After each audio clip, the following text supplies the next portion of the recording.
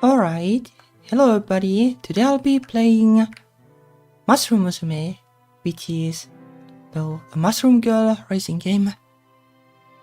Played this once last year, but supposedly I guess it has gotten some updates and then well, it will probably get quite a bit more updates too when it will be on Steam, but let's play it the way it is now. And like last year, last year I made like a pretty nice mushroom, but actually there are like a ton of endings and ton of these different mushrooms, so I want to do something different. So I want to make like a sad mushroom or like a gothic kind of mushroom. Or maybe like an angsty mushroom or something like that. So let's do it.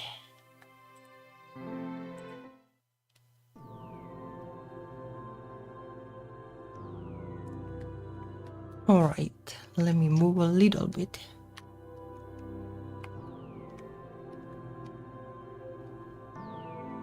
I don't remember how the layout worked, but hopefully this is fine.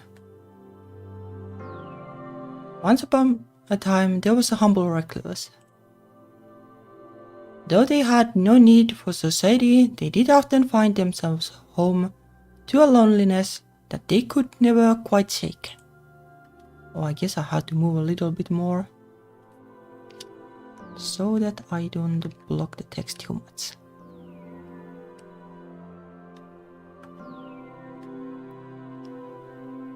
In the morning, the sun would rise. At night, it would set. The recluse would observe this splendor, knowing that the sight would be made all the more beautiful by having someone to share it with. It wasn't that they desired a relationship. Perhaps it was a flame that had burned them one too many times, or perhaps they were simply disinterested. I don't remember if there was like some drama with the witch or something that was the reason of this. Oh yeah, angsty mushrooms. Sounds like that. Sounds like that. Could also be like an interesting band name or something. Not sure what genre it would be though.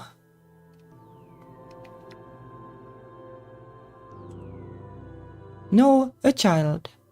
That's what they wanted. Someone to take care of, to teach. Unfortunately, it was longing that could not be found, not in these woods alone. However, we are never quite as alone as we think, are we? One day, a witch appeared, as if drawn by the intensity of the recluse's desire. Or maybe it wasn't the witch actually, I don't remember. Yeah, could be. It would make kinda sense. Now that they have they have music, but not like a whole lot of songs. At least the older games. Haven't seen like anything new by Nintendo. Really. Because the DS was the last thing I had. The lumber that recluse had spent the morning gathering slipped through their hands as they spotted her, the witch of the woods. She began to speak. You desire, child, yes. For some, those are quite easy to come by, but not you, it would seem. Yeah, it takes like certain things to make babies. Sadly, flowers and bees doesn't quite cut it, like those you could find from a forest too. The recluse, caught up in a moment of naivety, quickly agreed. The witch, knowing that the recluse was destined to accept, simply nodded and began to deliver the first of these so-called chores without hesitation. Your child will come into this world with little to her name, let us even the scales. Bring me an heirloom, something she will forever value. Alright, now we have to find something that is like morbid or something like that. The recluse thought of it briefly, searching through their home for the object they had pictured. Cast iron skillet bow. Hair bow from your previous daughter, blackened with age. This is potent, I guess. An old bottle of medicine that has sat unopened.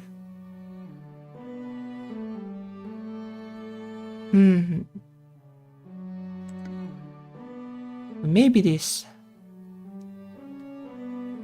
Like, it's not like super morbid, but it is like sentimental. And like maybe like a little sad, so that is something. Like the bottle would maybe work too.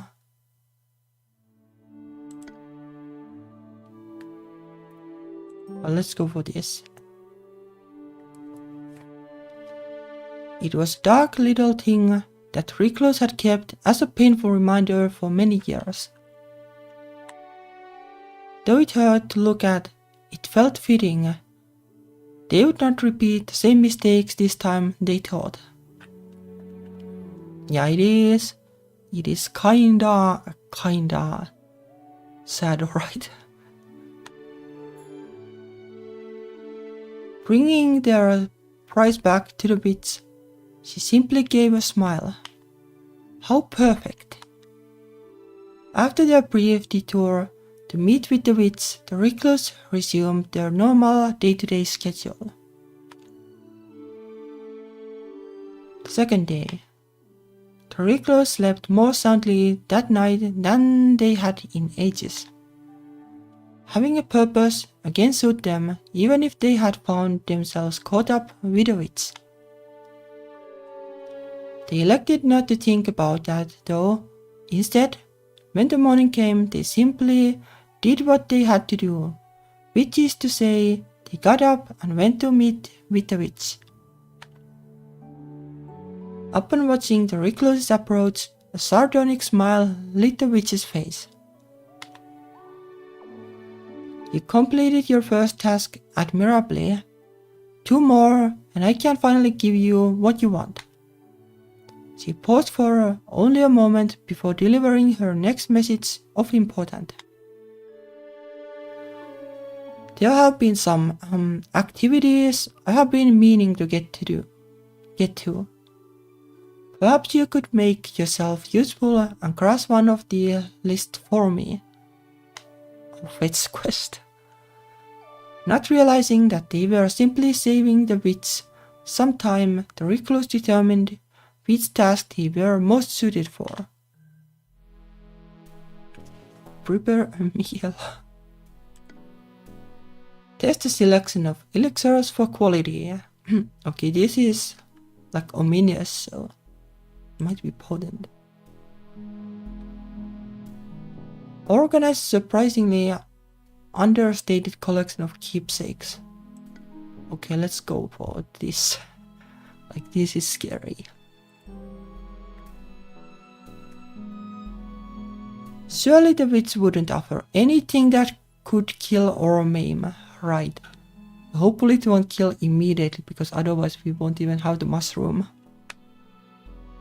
The recluse tried to clear their head of worries as they carefully sipped.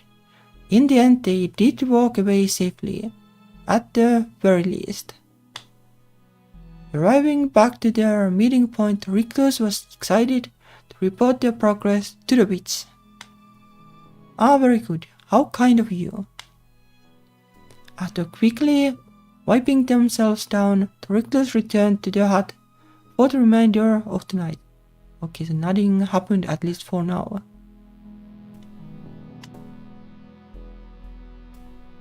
The third day. With 2 assignments complete, the recluse could feel the excitement grow. If this witch was being honest, and for some reason they felt that she was, then that meant that this could be the last night they spent without a child. They hoped so, at least. That was all they could do. Barely remembering to get dressed, the recluse dashed to the meeting spot. Again, the witch had been waiting there for them. Nah.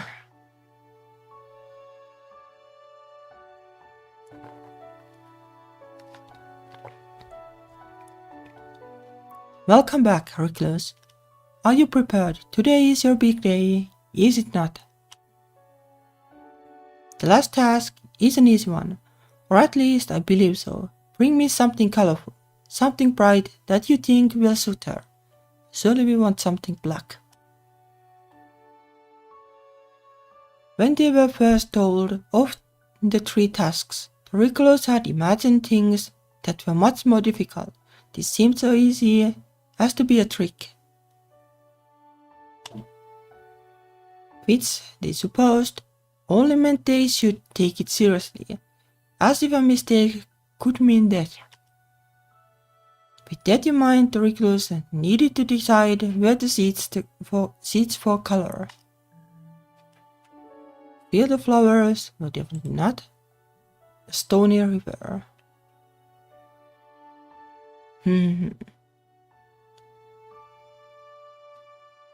I don't remember what I did last time. Oh, it's raining outside, by the way.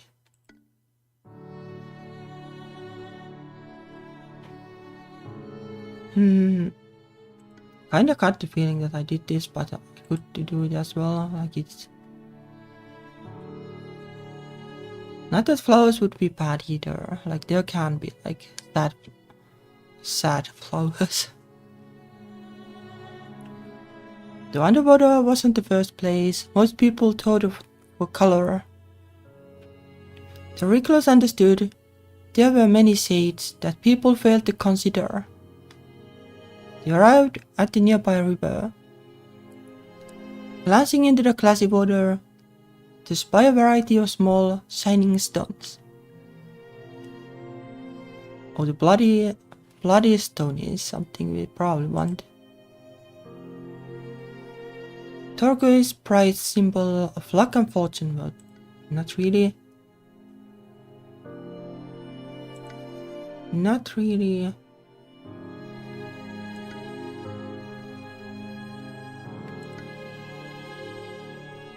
Maybe I took this the last time because it was yellow.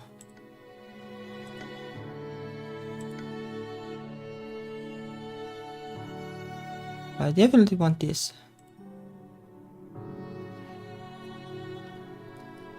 It was small, but the recluse grabbed a peculiar stone with sharp calcified edges and the appearance of blood in its pockets.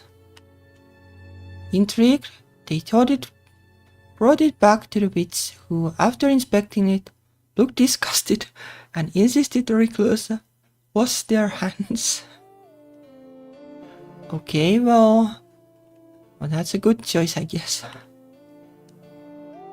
As they did so, the witch continued to shout something about kidneys, but recluse didn't really catch what she said. Well, at least the child will have like an extra kidney, I guess.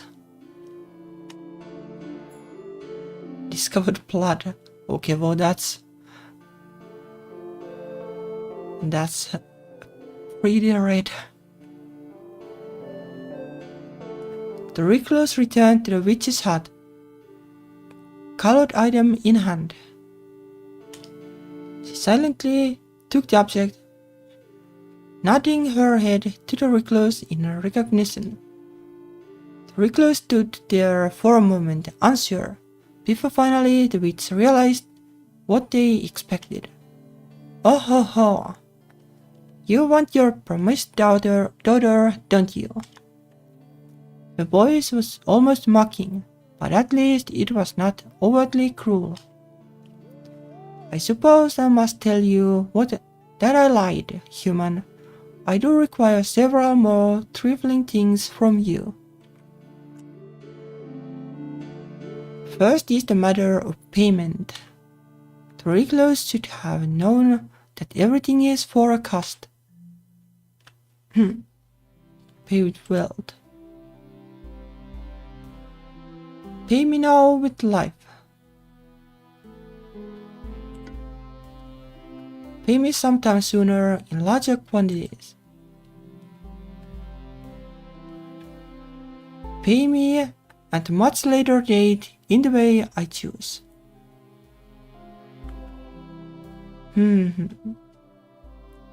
I don't know if we want to like outright kill the recluse here. Living in poverty like that can be good enough too.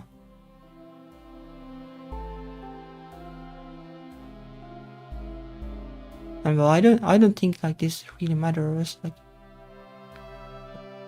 there is actually, if I recall correct, like way to basically kill the recluse anyway. So you could just like go like pay later. Pay later because the recluse might be dead anyway.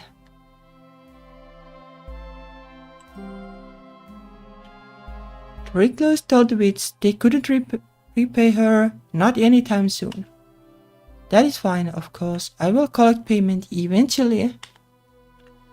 With the payment settled, the witch simply smiled and handed the recluse a small pot. Humans are tricky, but mushrooms are much more resilient. Consider this an upgrade. Don't worry, eventually she will develop a mind. I got the feeling that last time I had to get soul for it. Simply give her time, as much as she needs. Soon your wish will be in full bloom. Like last time there was an option to get like graveyard soul or something, which would have been great for this. At least I think so. I suppose with all that settled though, there is one last thing for you to consider. A young girl needs a proper name. The recluse thought on the witch's demand before offering the final thing they had to give. Alright, what is the mushroom's name? Like what is a good name for a bloody mushroom or a kidney mushroom?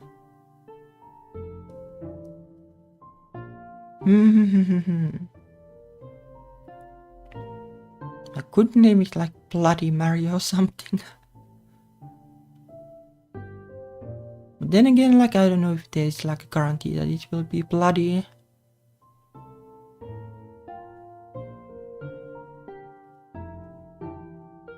Could give it like some kind of like edgy name. You like that would work I guess.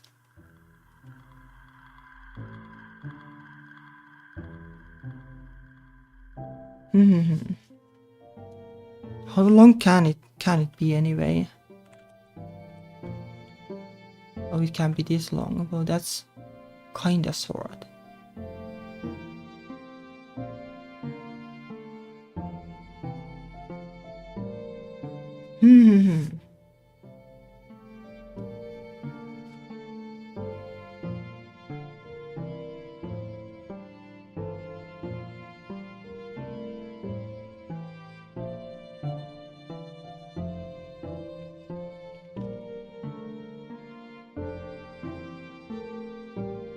I wonder if like something like this would go.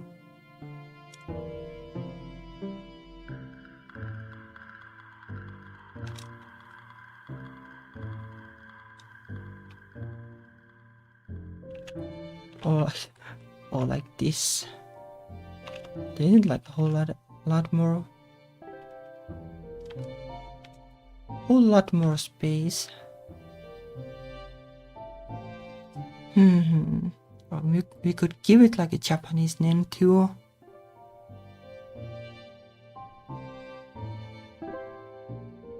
Well, Akane would be the obvious if it's red, I guess.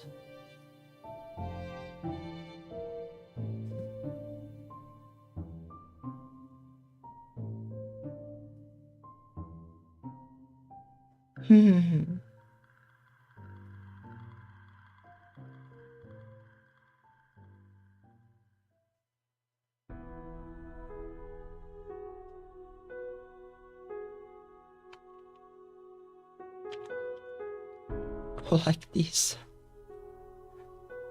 Or like this. Not that it's like an angst name or anything. But I don't have any other ideas, so could as well.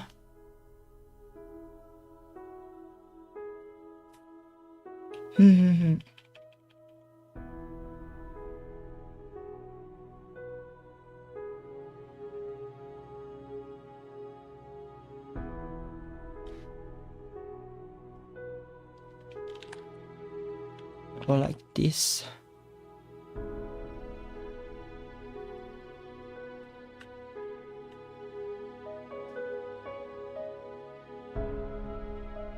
I don't know, like this would work, I guess. But it's not like super cute either.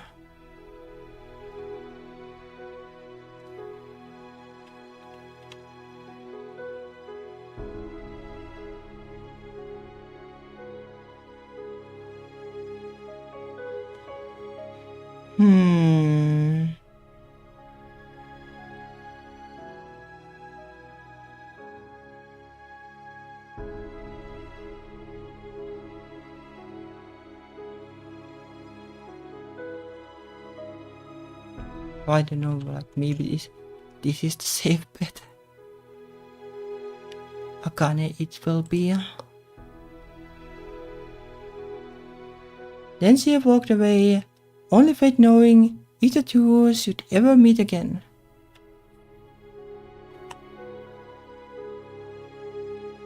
The cultivation. Like this is like slightly different though, like I'm pretty sure you could get the soul last time. Or maybe it was later, I don't remember. Though the recluse was unsure of the specifics, they did realize that it was important to heed her instructions. Care for the pot and the dirt and everything that lay within. So the recluse geared up, as any parent should, and assessed the things they needed to raise a child. Finances in case the nearby village had goods or services that you could not provide. Nutrients for the child to help it grow strong. They would need plenty as it would be depleted on a daily basis. And finally, the recluse's own stamina could not be ignored. One cannot burn the candle from both ends indefinitely. The kind of plan to do that. Thus began the longest growing season of the recluse's life.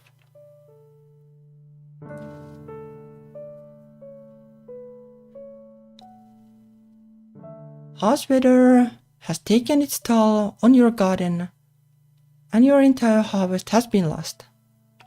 That's a good start. Weeks' worth of food and labor has been rotted and destroyed. Without immediate action, you and your daughter will be in trouble later down the line. But depending on the mushroom, like this could be a boon too. Like a lot of mushrooms basically grow on the decaying stuff.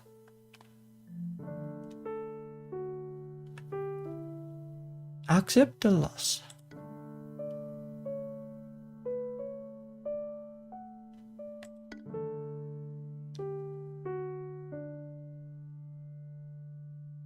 I don't know, like it.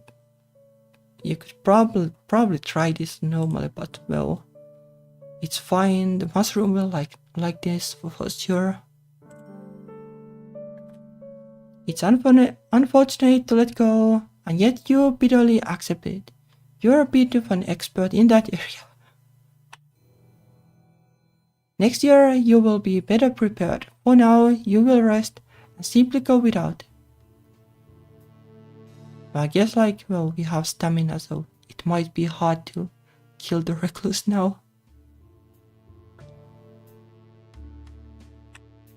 The decision being made, life continued.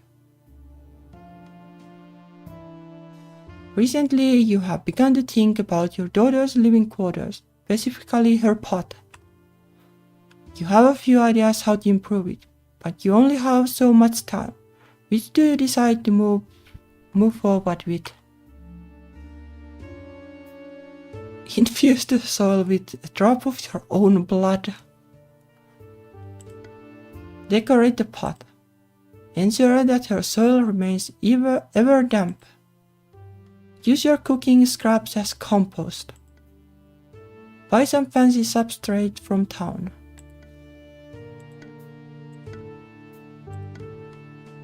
Well, for the heck of it, I guess.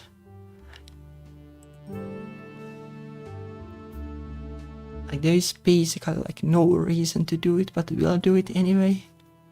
If this mushroom is to be your daughter, you think it's only appropriate to share your blood with her. That is typical of a parent and child, you have been told. Well, don't do this in real life. Whoever told this, had no idea. You want your daughter to know her parent, so you prick your finger and tell her your darkest secret as you quench her thirst. Yeah, this is pretty cultist behavior already. I hope the mushroom is happy that she's being grown by a cultist. Though you do not need her to share your burdens in life, you think it's only fair that she has an inkling of what those burdens are. Yeah, this is like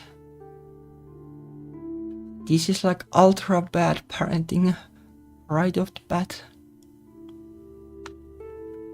Her quality of life having been improved, life continued. Not sure about improvement. Something's happening. Okay. Your daughter has changed in the night. It doesn't look super happy. I hope she will eventually be a little cuter. One day you awaken suddenly, discovering that your mushroom has gained enough limbs to propel themselves around the house. The creature toddles on uneasy legs, bumping into objects noisily, and the cute face now shows a vacant expression. Oh. Well, at least it's a little better looking when it's not grimacing. Okay, well it is.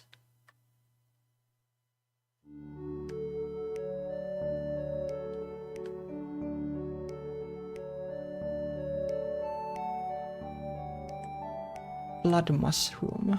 Well, that much I thought, and it's double blood mushroom now.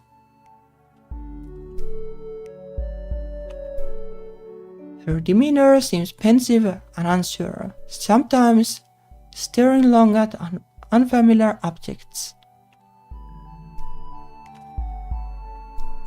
Encourage her thoughtfulness. Spend time nurturing her environment. Motivate her to do something more productive.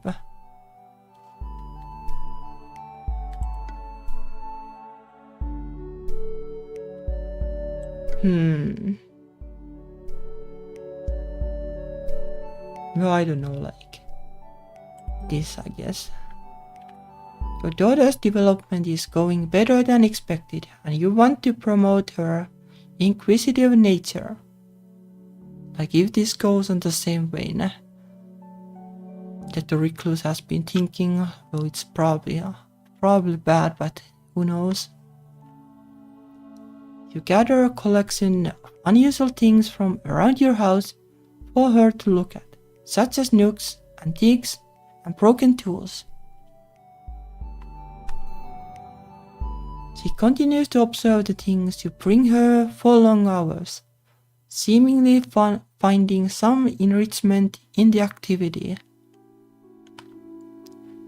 The decision being made, life continued. One evening you hear a light knocking at your door, quite a rare occurrence. Peeking through the window, you witness none other than the witch of the woods standing on the doorstep of your humble hut.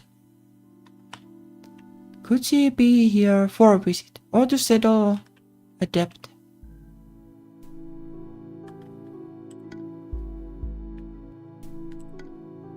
We don't need like a stipend. The witch sure is going to be bad influence, so why not? Perhaps it was time for your daughter to meet the witch. She could maybe even learn a thing or two. The two of you answer the door and invite the gloomy woman inside for dry and awkward small talk. Something about the way the two absently stare at each other, you wonder if they have made some sort of connection today. I wonder if I did this last time too. The decision being made, life continued. Your daughter needs food too, and you had just run out. Well, more like we haven't fed it at all. You need to find something to feed her soon, or she'll surely starve. Spend the day gathering nutritious substrates. You can't spare the time today. She'll have to go hungry. Surely we want to do something at least. You spend the day foraging and digging in the woods, and return with a heap of mushroom food for your hungry daughter. Okay, well that helped. It's a little hard to be sure, but it seems like she is thankful for your efforts. We don't want to kill the mushroom exactly. The decision being made, life continued. Something's happening.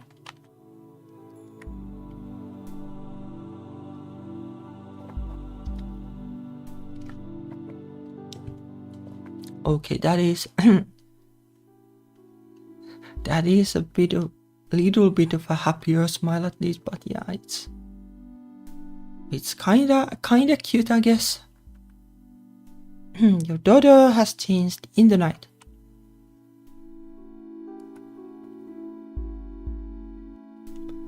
One morning, you notice that your daughter is nowhere to be seen.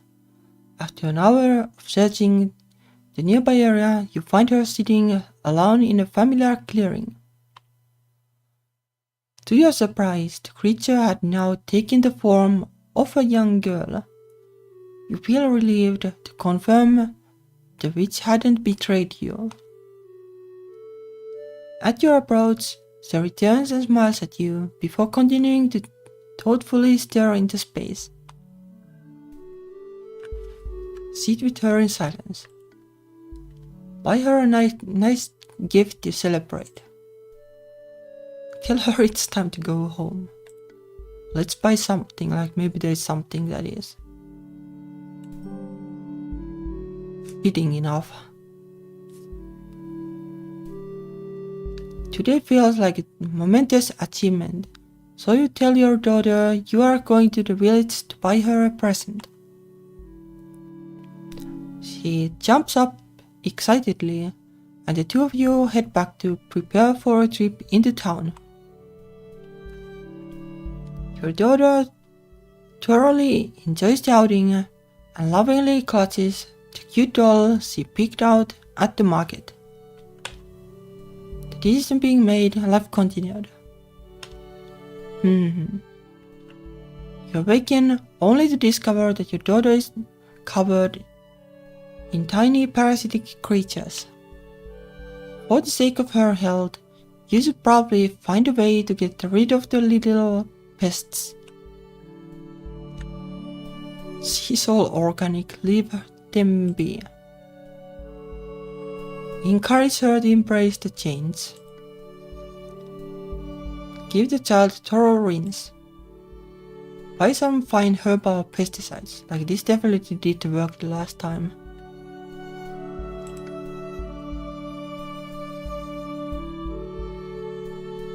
Well, let's try this. Like it will probably just cost stamina. After a moment of contemplation, you gather the requisite components for a soapy bath. Your daughter thankfully seems to enjoy the experience. The creatures are dealt with. The decision being made, life continued. A flock of hungry birds have been harassing both your crops and your daughter recently. I don't know if we even had crops. In fact, they have become quite a nuisance. Ignore the birds. Use some food to feed the birds with your daughter. Purchase some poison and forcibly evict the foul sky rats. Fetch your bow and hunt the birds. Yes, sure, why not?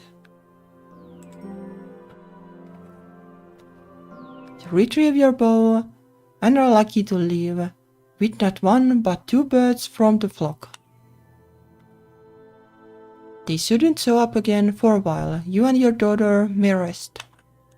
Nothing more could be done to the birds. The matter was laid to rest.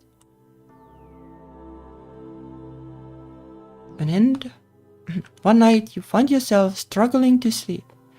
Your mind wanders as you consider your current place in life. You have lived peacefully with your daughter for many moons. Initially, it was strange. Well, it never stopped being strange, but you were always thankful for the company. Besides, the affection you felt for her was like any parent would feel toward their child. That was normal at least. Well, apart from the blood sacrifice thingy. Your thoughts turned to the concept of time, particularly how you were once alone and how you are afraid that you will be again someday. Your daughter has had more and more curiosities about the outside world. It's only a matter of time before she wants to strike her own path. You hope you will be fulfilled now. You hope you have done enough. Ultimately, you find comfort in what you have done. You may have had many failures in your life, but there's one thing you know you can die proud of.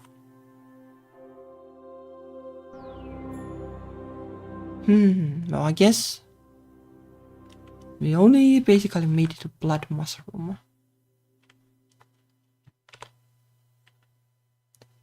Telling the recluse that you wanted to see more of the world wasn't an easy conversation. As they grew older, you worried about leaving them on their own. Thankfully, your concerns were unwarranted. They were happy that you had grown enough to want to move out. They even offered to help you build your own home close to theirs. You were welcome to visit anytime, obviously. Faster than you would have anticipated, the 2 of you built your home together. They showed you all of the tricks they knew, and made sure to impart as much knowledge as they possibly could. Like killing the recluse actually is surprisingly difficult. You probably need to do like everything to waste the stamina basically. I'm pretty sure you can do, like I recall there was a warning last time. Finally, the day arrived. You were officially on your own. You were scared a little, but also excited. It felt like a new chapter was just beginning for you.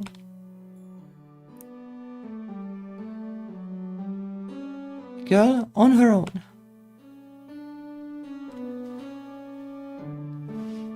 And what does the info say? Okay, yeah, well, that is bloody for sure. Like the last one was cute, but this is like I don't know, like how people will react to this.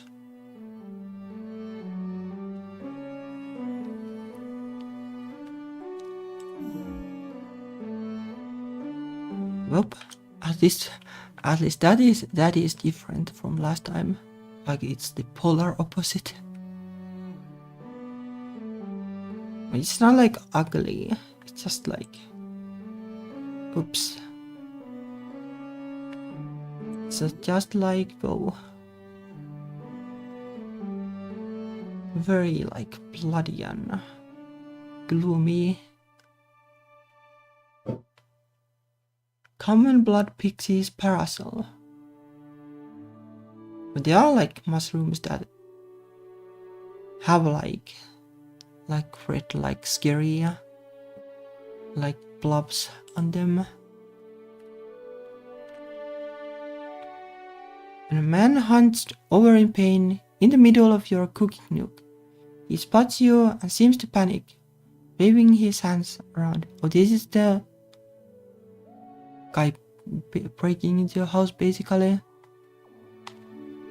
Wait, it's not what it looks like. Oh, it's exactly what it looks like, but I injured myself, so I'm no longer pursuing that plan. Why don't you bless the poor fool and choose to excuse my rudeness?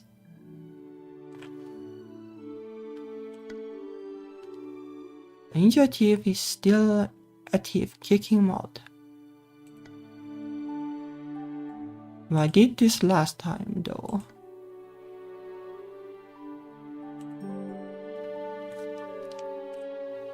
With a sigh, you help the man to a more comfortable seating situation. It appears that he may have injured his leg somehow in a fall. After a short while, he seems more comfortable moving around.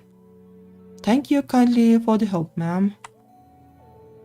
He seems appreciative, shockingly charismatic. He gives you a sly grin and way before leaving you to your own business. One day, in need of supplies, you head to the local apothecary. It's always a wonderful cozy experience inside. You have a particular fondness for a painting hung up near the counter of a mushroom woman, much like yourself with a frog in her lap.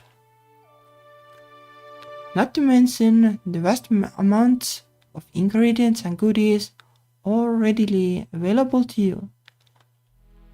Business beats the nitty-gritty of foraging every time.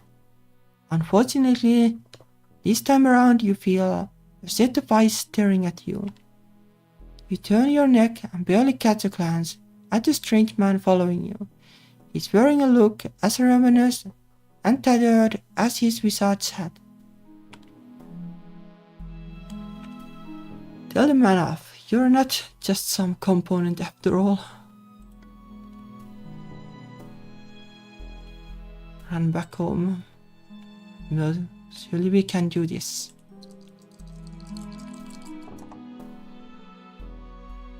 Yep, I guess.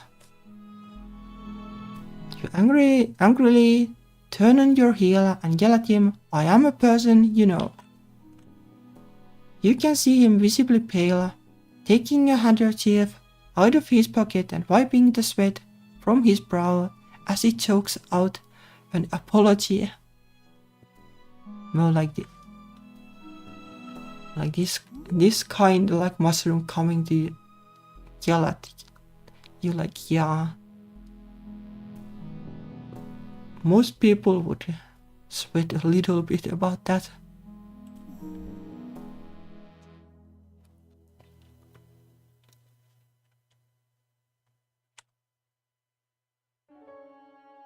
While wandering the woods near your home, you suddenly hear something rustling in the foliage ahead of you. Like everybody is stalking this mushroom somehow. Before you even react, a large boar bursts from the brush and locks eyes with you. Oh, that's not a stalker, exactly. You sense an intense, flaming aura of determination emanate off this wild hog.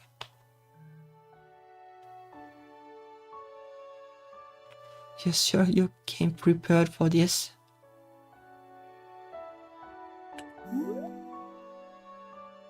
Well, like we don't have like anything really. Oh, there are cards.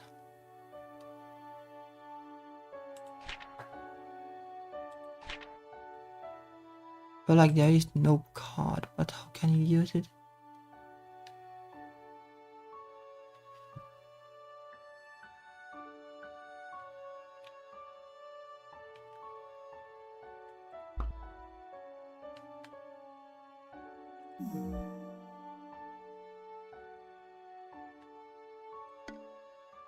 Run for your life.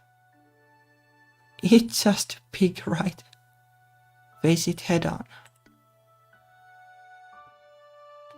Run for your life, I guess, would be what you should try to do. Or like, is this like basically use the items?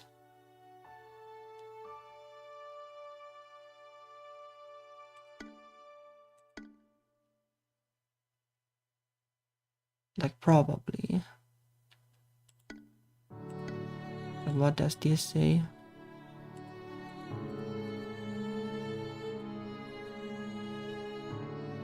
Kinda want to test it. Oops. Remember the knife tied to your hip and whisper a small thank you to your caretaker who taught you to never leave home without one.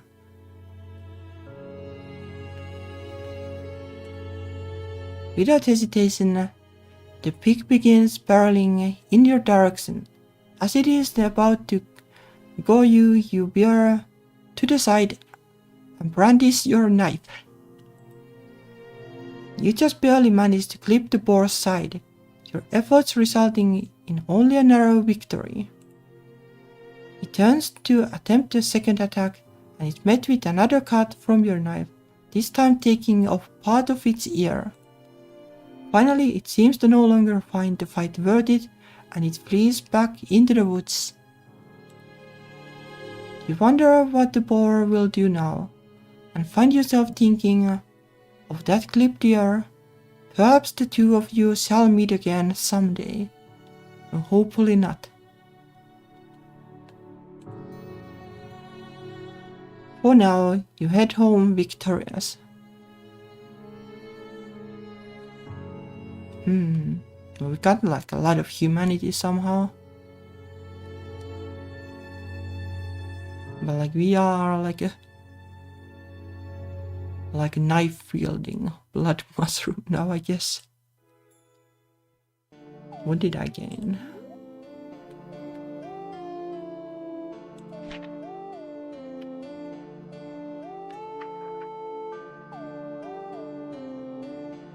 Mobius wine. Somewhere out there's a pig that you have left your mark on. Okay.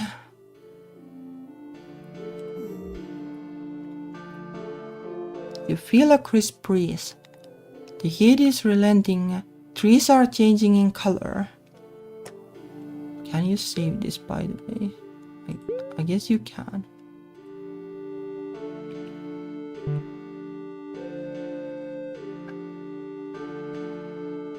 Fall has arrived.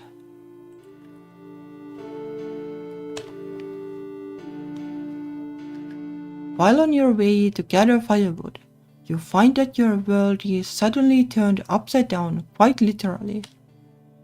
After a second of disorientation, you suss at what you somehow walked yourself right into a trap.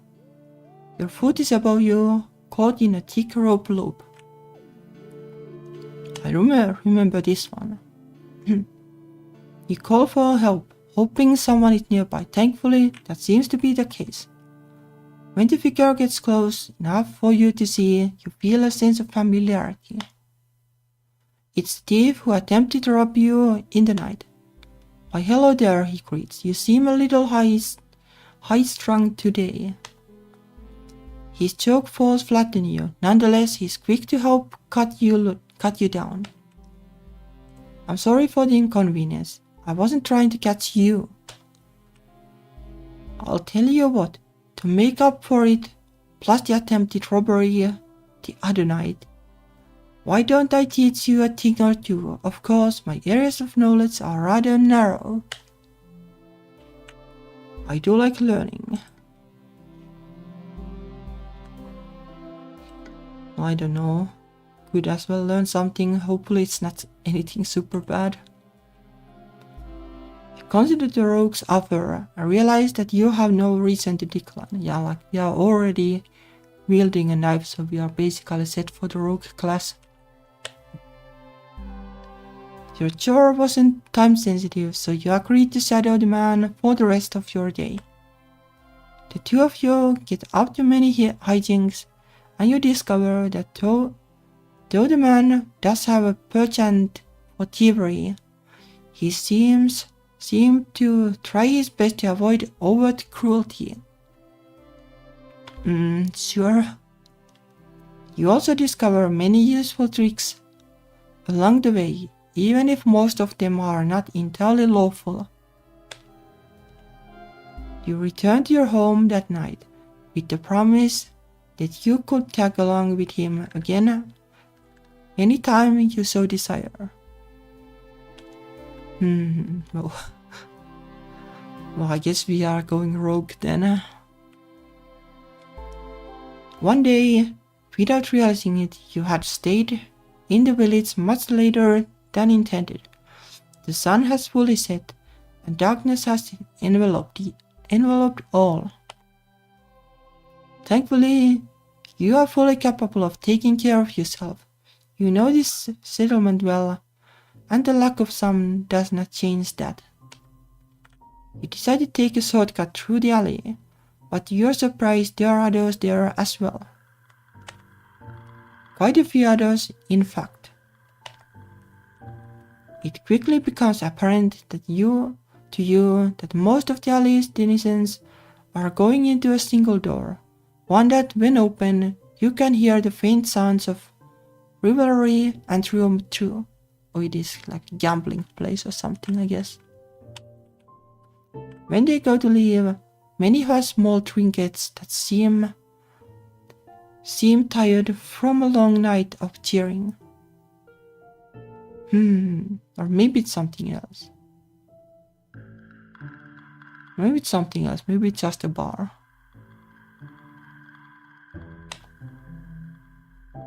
Mind your own business. Steal from one of these easy marks. Enter the door. Okay, I didn't know that you could just become a thief. I want to see like what is inside. Oh, it's boxing, I guess. After a while of spying, you get the impression that people are free to enter. Your people, basically. So you figure it's safe to investigate further. As you step inside, the roar of the crowd grows in volume and clarity. It takes your eyes a second to adjust to the dim light. You move past a few tables full of merchant goods into a large room full of people. At the center of it all is an area, topped with a fighting ring. The ring is currently in use, as two combatants circle each other. One fighter is a man in a crude grasshopper mask, constructed out of dyed linen and leaves. He moves with a quick, staggered step, often feinting at his opponent. Yeah, it sounds like boxing. His opponent, a tall figure, largely obscured by a dark cloak, counters nimbly, keeping low. He watches the grasshopper man grabs the cloak, using it to pull his opponent around the ring. As you find yourself drawn towards the crowd, the mood of the fight is simply intoxicating. Before you know it, you're whooping and hollering with the rest. Finally, in a thrilling conclusion, the caped fighter manages to subdue the crude grasshopper. He triumphantly suplexes the masked man to the joy of the crowd. Okay, maybe it's actually wrestling. Or like the soul wrestling kind of wrestling. Though initially slightly concerned for the man's health, you find that both fighters have support immediately afterwards. Slowly the crowd begins to dissipate. What a thrilling event. As you go to leave, a chubby woman wearing an elaborately decorated pair of glasses stops you. I have never seen anyone quite like you before, love. If you ever want to fight, come back here anytime. I think that we could help you be something spectacular. Okay, well, we are getting into quite a few weird things now. Like first becoming a rogue and then potentially a wrestler. You accept a scrap of paper the woman hands you. On it lists her name and where to find her. After giving her a quick farewell, you dash back home with much to consider.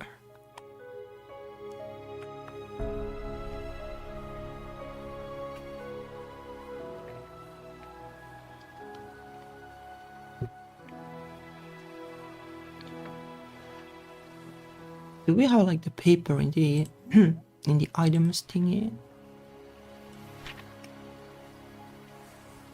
Oh, we have that at least.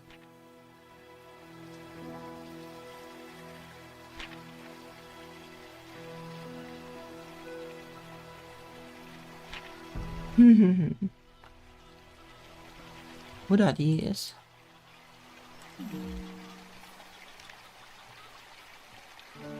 Oh well. Having taken a leisurely stroll one day, you set up on a humble shack nestled among dense brush across the nearby river, and from the hovel bounds a symphony of music, reverberating off of the trees. With curiosity grabbing hold, you saunter off the beaten path, making your way to the water's edge. Your surprise, a ramshackle bridge extends across the water, and before you know it, you're face to face with the shack's rotting door. Sure, why not, I guess. Why not?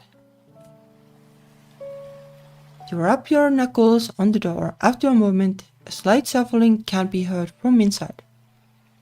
At length, the door opens, and you are greeted by the bewildered expression of a rather strange-looking crone. The figure is tall and looming, hunched over with a head towering over your short stature. A hood veils their eyes, and where it would expose the skin, there travels only matted whiskers,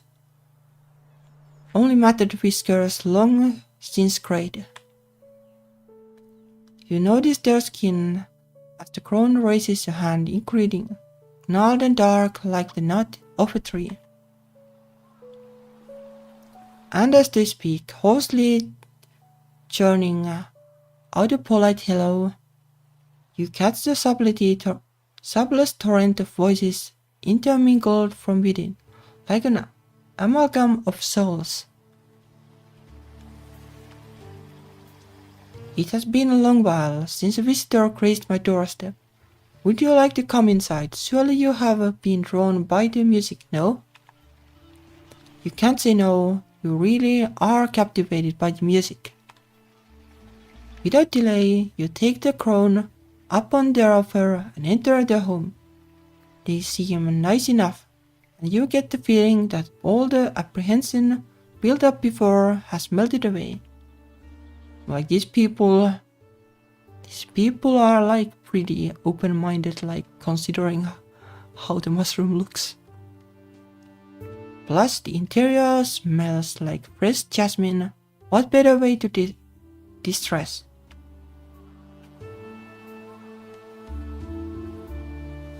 The crone shows you the source of the music, a strange box at the far end of the room. As they are showing off the piece, the music stops and the crone hits a small switch, shutting down the mechanisms. It's like a jukebox or something, or like a music box. It depends like how big it is. Or is it like a gramophone or something? This here is a phonograph used for playing music of these cylinders. The crone fiddles with the machine, taking off a black wax cylinder. This one is part of a suit, the finale. The crone hangs their head low. Unfortunately, the rest of the suit is lost to me. The crone pauses for a moment, looks you up and down, says, but you have a draw to the music, huh? It's hard to tell, but you believe a smile to have cracked somewhere beyond the mass of whiskers. If that's the case, you seem able enough. I tell you what, if you're able to collect the other 6 parts of the suit, I'll give you the finale as a gift. One cannot enjoy a suit without the full collection. I'm pretty sure we can't do that. You shrug. The offer seems straightforward enough. Without reluctance you accept, much to the crone's satisfaction. We could always steal them from somebody, I guess. Then I would ask to read you a story, one that might help glean the location of another cylinder. Would you be interested? It is, however, quite a long story should you wish to do other things. No, I guess we probably want to at least listen. Ah yes, the crone stoops, in place across from you, resting on what you assume to be their haunches. As they open the book, you feel interrupted, engrossed, enthralled. Before you know it, the words blend into a dappling of synesthesia that seemingly spirits you away to the land of story.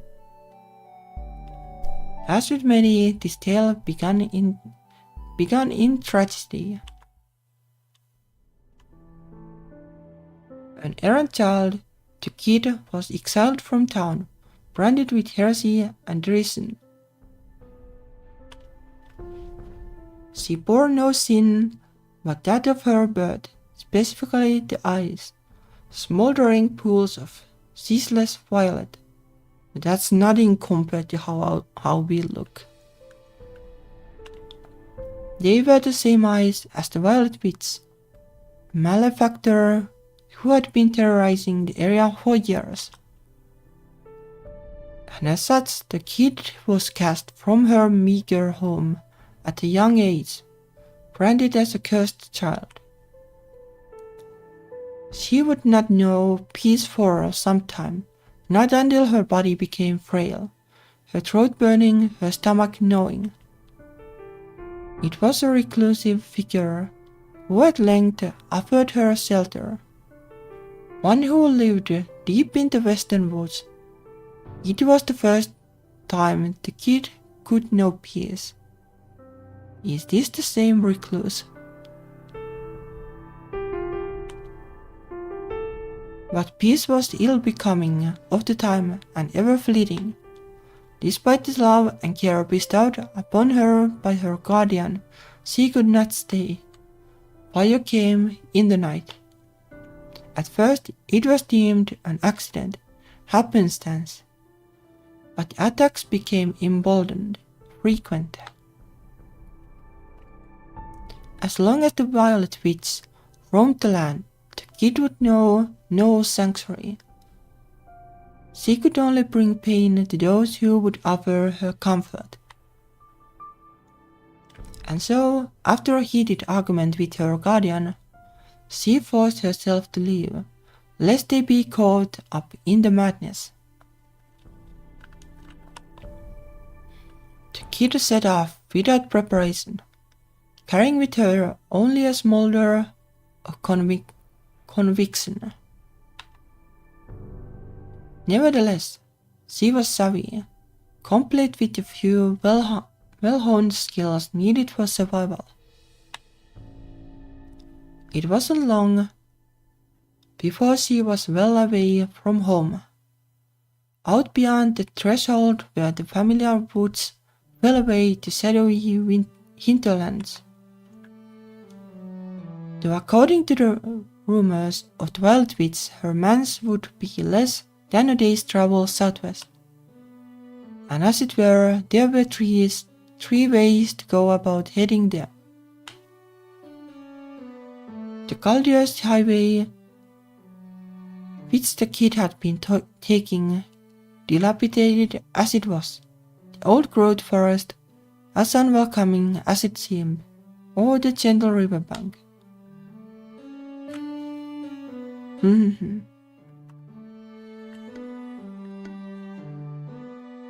Well, let's follow the river, I guess. If nothing else, like, you know how to go back at least.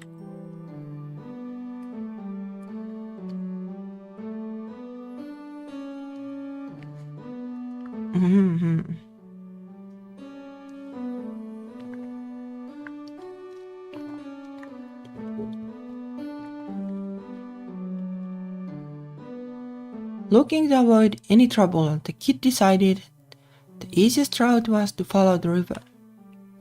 It allowed for more light than the alternatives, with her being able to see quite well in the gloom. So well, in fact, that she spotted a glint of moonlight on the bank of the river, reflecting off a piece of what appeared to be jewelry. Upon further inspection, it seemed to be a talisman fashioned in the shape of a circle of fairies. Holding it made the kid feel something deep within their soul. But the catharsis swiftly fled. Before long, the talisman seemed like nothing more than a hunk of metal. Regardless, the kid stashed it safely on their person. After a while, the man crested over a neighboring hill. She was just beside the property as it was. Though she had thought for a moment, there was still enough twilight to search around nearby. Of course, it may not be worth it.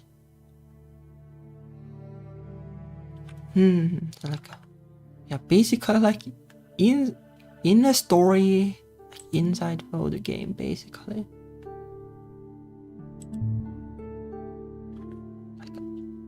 Not sure like how this will work, but we'll see. Search the highway, search the old road, continue to the man's move, I guess.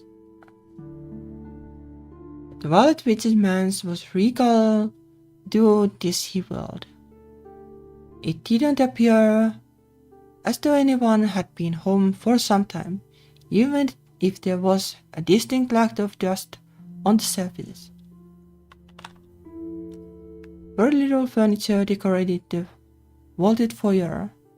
Exits on either side led to the library and the dining hall, while a spiraling staircase led into darkness overhead. Examine or travel. Not sure like what we are doing, but welcome sign, potted plant, grandfather clock, chandelier, suspicious corner. Never mind. Okay, there is a lot. Welcome sign. A flat board made of cork sat on the wall, with little ceramic letters backed by pins pushed into the facade. It reads, "Live, love, spellcraft." Rearrange the letters. Why? Could as well. With a little creative tinkering, the kid changes the sign to read, all lifestyle. Okay. Sure. Examine.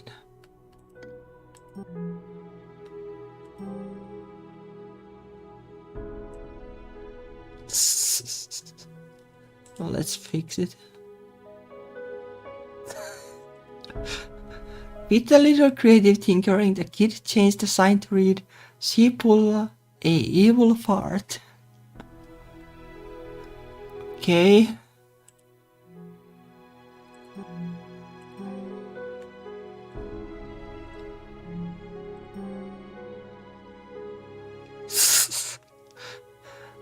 Spectre hag fail.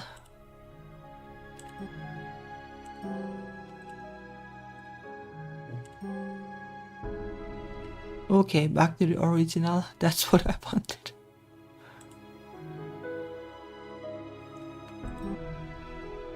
Why are we doing this?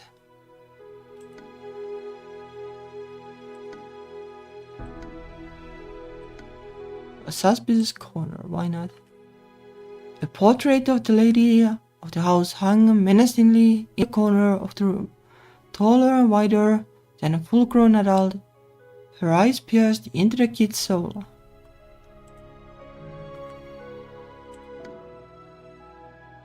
Yeah, I don't know what we are doing here.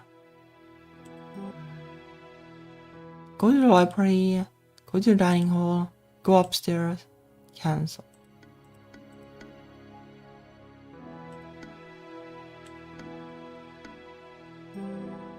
Dining hall, I guess. The dining hall was modest and cozy, too elaborate enough to default it as a place of sophisticated living. Tall windows lined the wall, looking out into an inky night, offering views for every seat and the extended table traveling the length of the room. On the wall, a portrait of a woman sat crooked, and around the corner, a heart sat blazing beneath the bust of a stuffed boar. In the shadowy corner, a door led surreptitiously into the kitchen. We'll examine, I guess. Dining room portrait, heart, boar bust, kitchen table. You know, according to outside accounts of the kid's story, they say the table was made of real mahogany. Real mahogany. Do you have any idea how hard it is to source that stuff around here? I mean, what do we have here?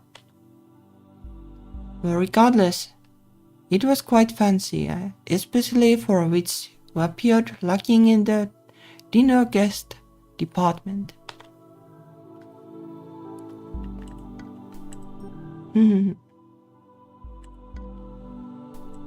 Kitchen foyer.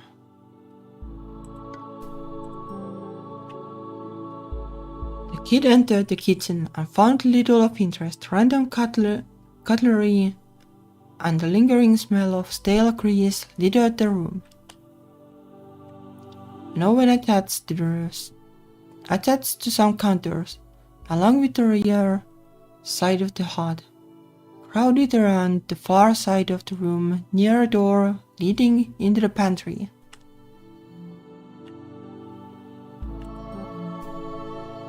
Oven, stone countertops, rear side of the hut, never mind. A standard brick oven, slightly ostentatious and certainly oversized. It did not seem like anything had been cooked in there for some time.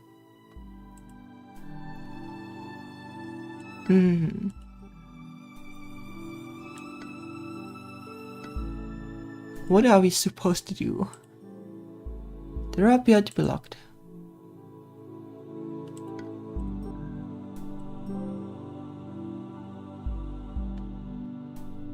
It's the same.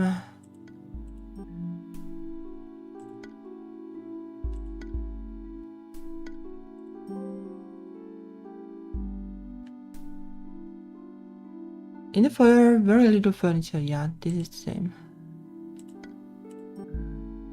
Library, dining hall, upstairs. The library we haven't gone to yet.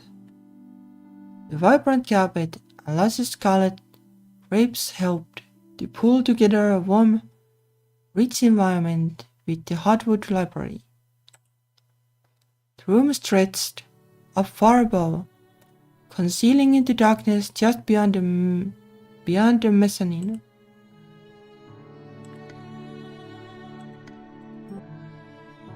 Table and chair, bookshelf, heavy curtains, mezzanine. What is like mezzanine? Or above, though before the shadows restrict her vision, the kid could spy a mezzanine. The library had a very clear second floor that was inaccessible from the first. Ah, it is that part. Yeah. Okay.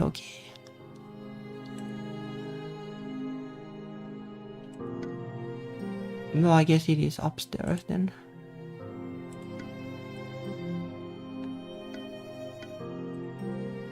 Like it is the only thing that has been hinted at being interesting. Like I don't have any idea why we are here. Kids found themselves in a, might I say, dramatically lit hallway. We are talking candelabras, stained glass, the works. The hallway only led two ways: downstairs, back to the foyer, and into the man's bedroom at the opposite end. So we could go to the bedroom, like why not? No, I guess not then. Are we like supposed to find the key then? It's a little portrait. The kid studied the portrait in the hallway. It was a familiar looking woman, caught frozen in an expression of surprise, as though she had not expected an acknowledgement. Oh, hello in the chat.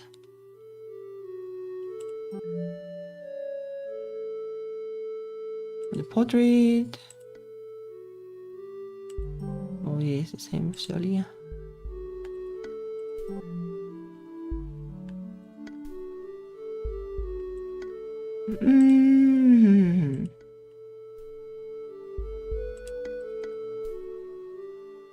So basically, we are supposed to find something then.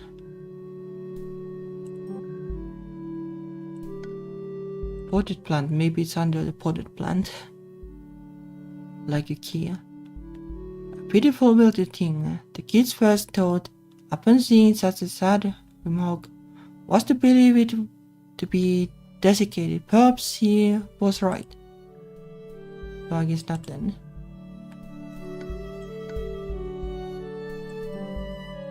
An ancient clockwork soldier, tirelessly carrying on his duty without complaint. Something sinister emanated from it, and the kid felt a thing of fear as the hands neared midnight. Continue to explore. Wait until midnight. Okay. In the foyer, the kid felt a horrid chill on the air. Suddenly, she came face to face with the Shade, Ottoman's matron. Though a formidable opponent, it was nothing more than the poor witch's memories made manifest. There was no time to think. The Shade saw the kid as an intruder and intended to make the consequences known. But the kid had no intention of going down without a fight. The kid thought briefly about what to use against the Shade, pulling out the power collateral damage. The kid raised up the discarded Fae and materialized the fairy in mid-air, who promptly flew into the darkness overhead for some mischief. Not a second passed before a snap was heard, and the great chandelier came falling down directly on the Shade, splintering about it and littering debris across the floor. Yikes, it certainly felt that attack. So much so that its days allowed the kid time for another strike. The kid thought briefly about what to use against the Shade, pulling out without nodding. The Shade initiated its share of the combat by reaching high and striking down with an incredible claw attack. The passion of the fight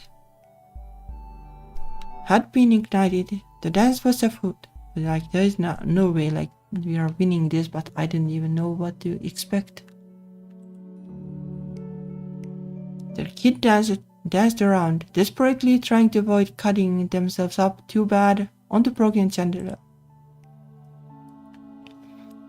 The kid thought briefly about what to use against the Shade, pulling out. Well, there is nothing. The Shade hissed, whipping a miserable claw at the kid, connecting somewhat. There was no other path left for the kid, only fate could scry the outcome.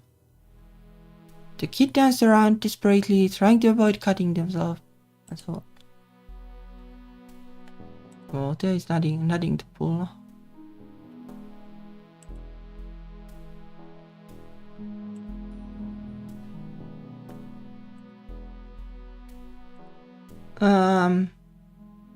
Okay, the kid slumped back, defeated. And that was the end of her adventure.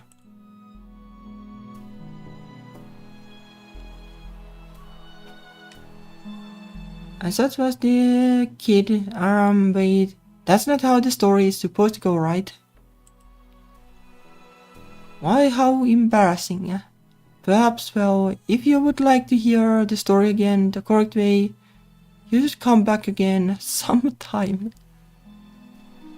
Yeah, I guess what you need to do basically is to get all the weapons. Basically. I'm sure I'll have it good to go by then. Now, it's getting a bit late. You should get heading back home before the dark settles. The crone leans in uncomfortably close. You wouldn't want to run into the wild witch now, would you? He asks with a cackle. Taking his advice, you return home, head filled with thoughts of the kid. Well, rip kid though. As you walk into town one evening, you spy something strange, a group of small humans. Well, what's not the strange part? These humans are all wearing strange adornments, the likes of which you have not previously seen on humans. Oh, this is the Halloween event. The deeper you get into town, the more oddly dressed individuals you see. Finally, in the market square, you notice a small booth attended by a townie. Upon your approach, they straighten up. Ah, what a great costume. It looks so realistic. Yeah, because we are a mushroom. They happily clasp their hands together as they compliment. Well, you. You don't really know how to correct them, so you don't. Here, let me grab you a basket and you can get started. Before you have a chance to ask what they mean, they kneel down and fetch a small woven basket. They thrust it into your hands, which you suppose means that it is yours now, for the moment at least. Just take this to any building in town, then knock on the door. When they answer, it is customary to respond with trick or treat. Instructions come quickly. You feel as though you should be taking notes. Then they'll give you a treat. It's a pretty sweet deal if you ask me. When you think that they are done speaking, you go to leave, only to be stopped once more. Oh, last thing, there's a participation pin. We like to have fun around here. They take a small pumpkin-shaped object and lean forward. Before you can object, they stick it directly into your head. It seems to stay in place, at least. You idly rub your new pumpkin-shaped protrusion and consider where you would like to head first. Blacksmith, church, restaurant, apothecary, clothier. But the clothier was a woman, so we can go there. You approach a shop that has several fine pieces of clothing in the window. You had just received a new piece of clothing after all, and it never hurt to show off a little. A few moments after you knock, a handsomely dressed woman with hair in tight dark curls opens the door. Trick or treat. She looks you over for a moment in concerned interest. Is that thing pinned to your head? That can't be comfortable. It does look cute on you though. Yeah, is it in the info?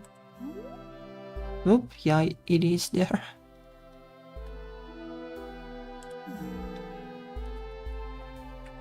She takes an apple and places it gently in your basket, then looks you in the eyes with a quiet intensity.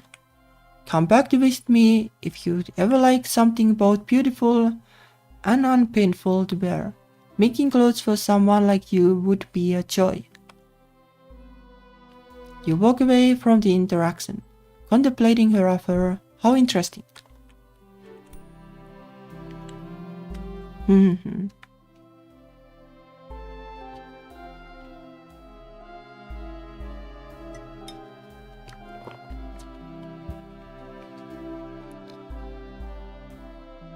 Over the past few days, you have developed a growing sense of unease, and one particularly gloomy evening, the feeling intensifies. You are in the dying days of autumn, and the chill in the air bites at your skin. As you look out into the nearby woods, you can feel a strange calling, an invisible force pulling you towards something.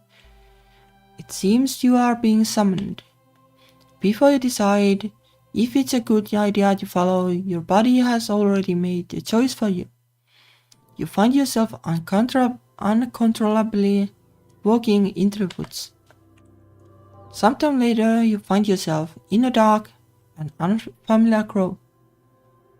You are relieved to see your summoner, none other than the witch of the woods.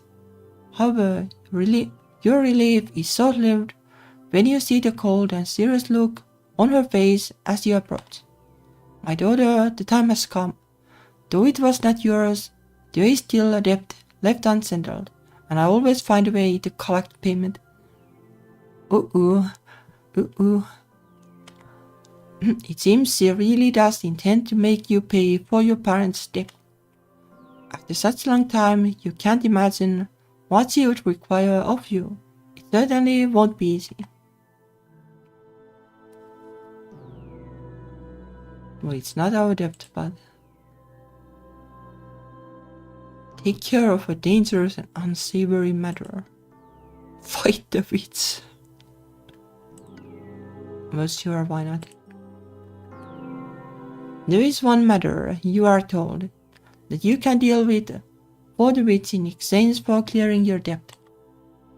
One of my daughters has become dangerous, she tells you, a wandering, mindless monster that has proven to be quite the annoyance. Deal with her for me, and you can consider us even. Okay, so a mushroom rampage. We are just a rogue though. Something tells you there is a reason she won't describe the specific sort of danger this daughter poses. But you can only accept her terms. While foraging one day, you discover a dilapidated outhouse in the middle of the forest. You wonder what it's doing out here. After all, the surrounding area is all land that has clearly been abandoned for some time.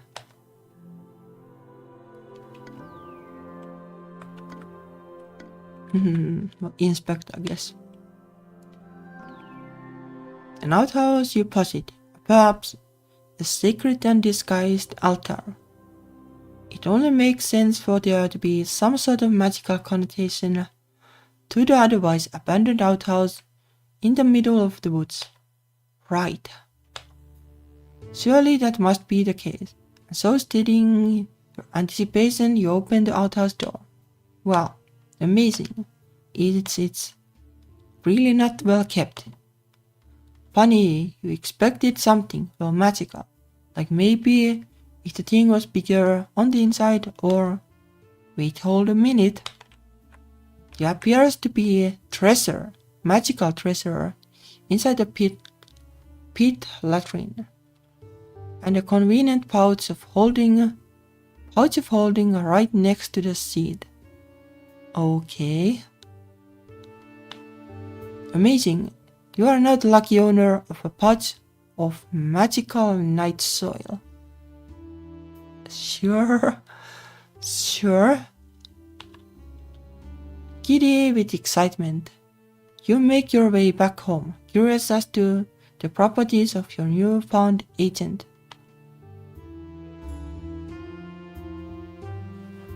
What did we get?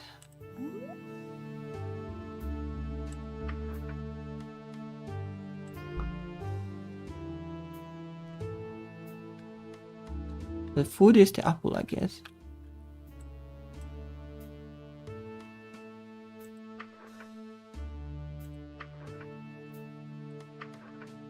Oh, there's inventory. Magical nightshade. Well, it is poop, basically, I guess. Not actually magical, just some normal night soil. Yep, it is poop. Probably.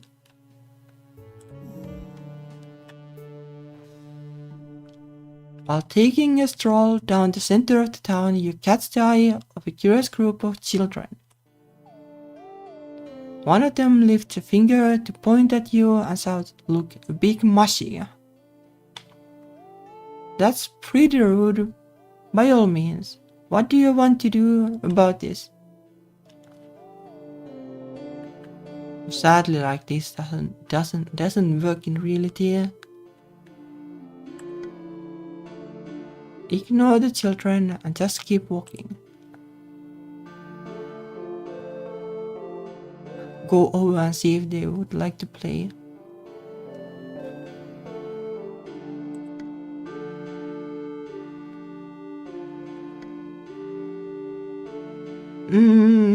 Well, this is like risky business, like if they are mean to you.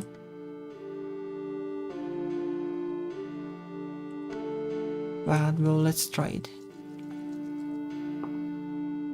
Fail. When you begin to walk toward them, the children interpret it as a hostile action and scatter with a volley of screams. You decide it would be easier to leave than to try and explain, so you cut your stroll short and flee the town. Whoop. While tending to your home, you begin to feel when otherworldly pulled toward the forest. You can't resist, and moments later you find yourself surrounded by trees and standing in front of a mushroom-covered hut. Deep within you, you know the witch that made you resides here. Well, we have seen the witch before already.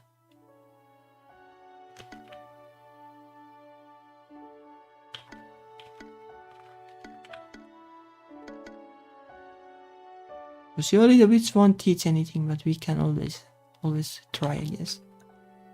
You enter the hut and bow respectfully, addressing the witch as you would an apprentice to your master. She accepts your want for knowledge and begins tutoring you. Time moves strangely in these woods, and you are unsure how long you read scrolls and practice channeling. By the time you leave though, you find you have gained slight control over your magical potential.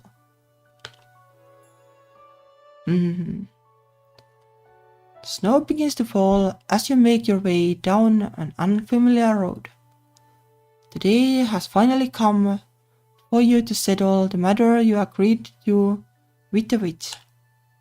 Over the past few days, you have heard the rumor that the wandering mushroom creature has been spotted lurking around nearby villages.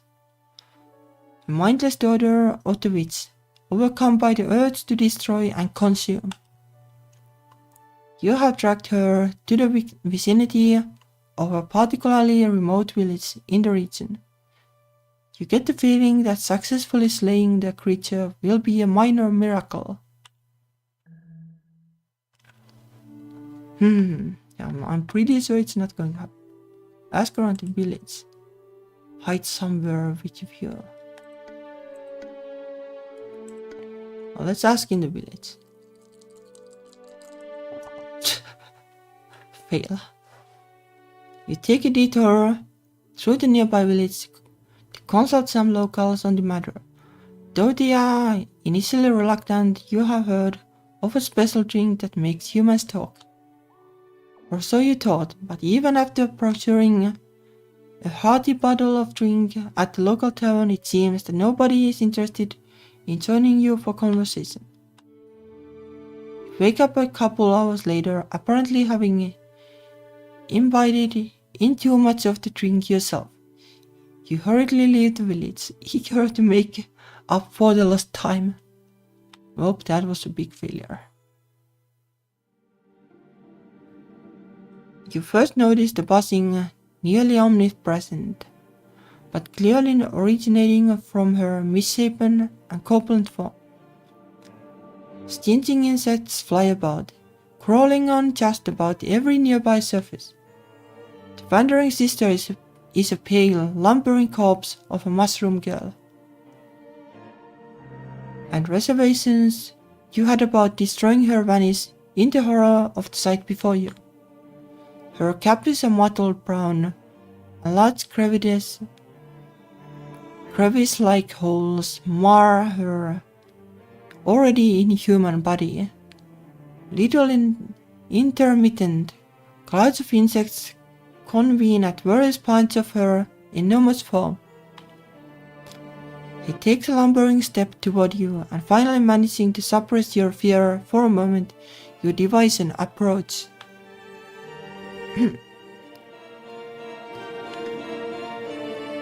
Try to talk to her. Maintain distance. Well, like there is 0 chance we are going to kill it, but we can try different things, I guess.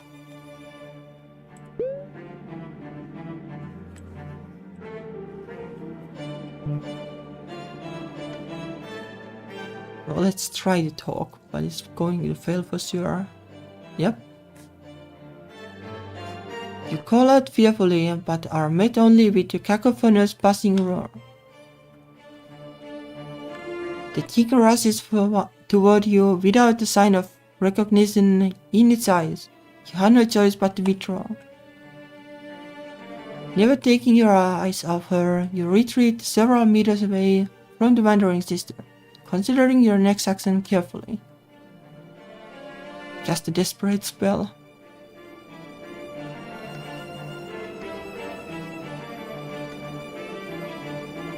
Well, probably not going to work though. You frantically search for any opportunity to strike back and manage to outpace the stinging swarms for just long enough. Mastering every ounce of magic power you have in you, you produce a flaming bolt and propel it toward the monster. The great cloud of insects surrounding her catches fire, dropping tiny, ember-filled bodies all around. The Wandering Sister, however, is untouched. She steps forward through the dissipating plume of fire with renewed vigor. Suddenly lunging forward, the thing lands a crushing blow on your shoulder. Your arm twists uselessly as you are nearly torn apart from the impact. The swarm is slow to follow up the attack and you manage the desperate retreat. Your injuries burn as well, stinging reminders of your nearly deadly encounter. The witch will come for you again, you know. You can only hope whatever doom she brings will be a more merciful end. Well, that was a fail. As you grow older, you look back over your life. You think back to the witch who created you and can't help but wonder if everything met her expectations. You wonder if you were the daughter your parents had hoped for. After all this time.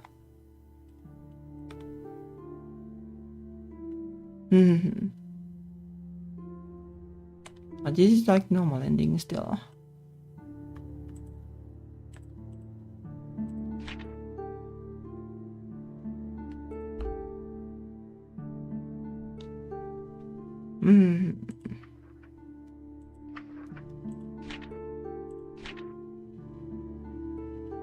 Like, is there like any way to basically win that?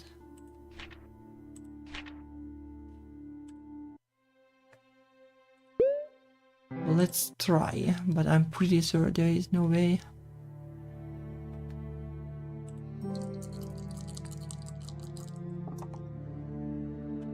Okay, well, this passed at least. You leap forward, suddenly taking advantage of the creature's sluggishness to overrun it. Your knife finds its target in the unmissably huge body as you rush into her. The both of you are sent reeling as she topples over and you struggle to regain your footing. Brandishing the rot-stained knife, you press your advantage. Slay her. Well, this is probably still like a check.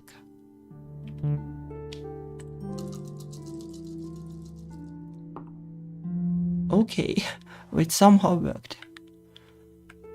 You power through the swarm of humming insects, and your knife hits home, dead center.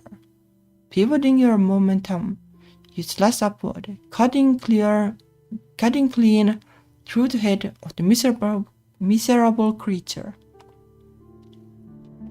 A cloud of the swarming parasite dissipates as she hits the ground, and finally she lies still.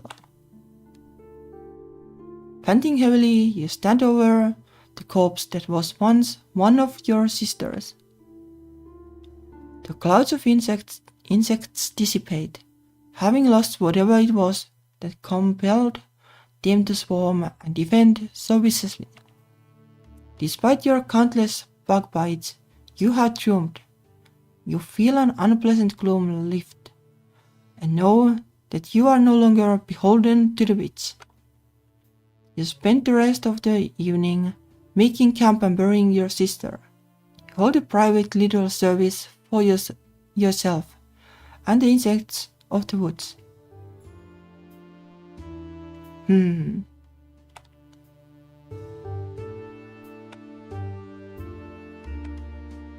Well, it is still the same.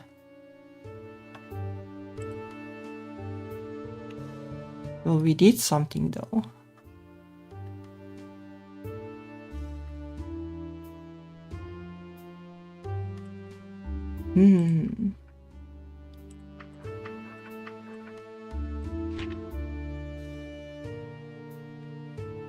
Well, like maybe like the full version will have some ways to complete these quests.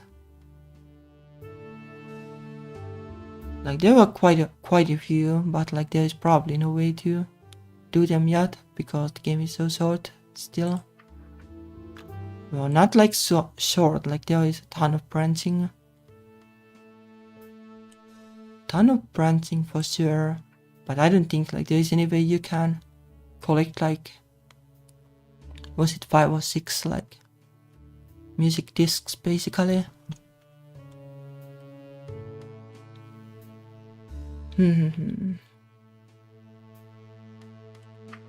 Yeah, it was quite different from the last time. There were some same bits too. Some same bits.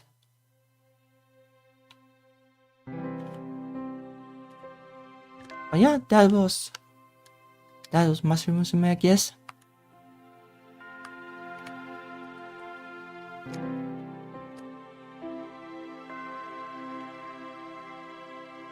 Yeah, it is a fun game and it is like a pretty good game to stream.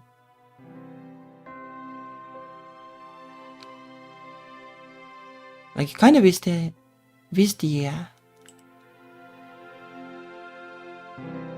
like the quests were like easy to complete, but maybe that will be a thing eventually. Like given like how much branching there is, like I can see like this being like a really hard game to make. But it is fun. It is fun, and the mushroom was totally different from the last time. And about the end was different too. Like I wonder how the end is determined. Like last time the mushroom went to ball with an alien robot or something. And this time we murdered the mushroom. So that is quite a difference. But yeah, that was that. Not sure like if I'll do one more stream for the Queer Games bundle. But there aren't like, but there isn't enough time to do it on the usual schedule, so that would have to be like an extra stream. We'll see about that. If I'll do it, it will probably be on Wednesday, but well, if I do it. Like I kind of want to do development streams too, for a change. Been a lot of game streams. But well, we'll see. We'll see about that. I think I'll probably try to do a development stream next week. Like maybe Saturday or something. But we'll see. We'll see. Anyway, it was fun. Thank you for watching and see you later. Bye bye.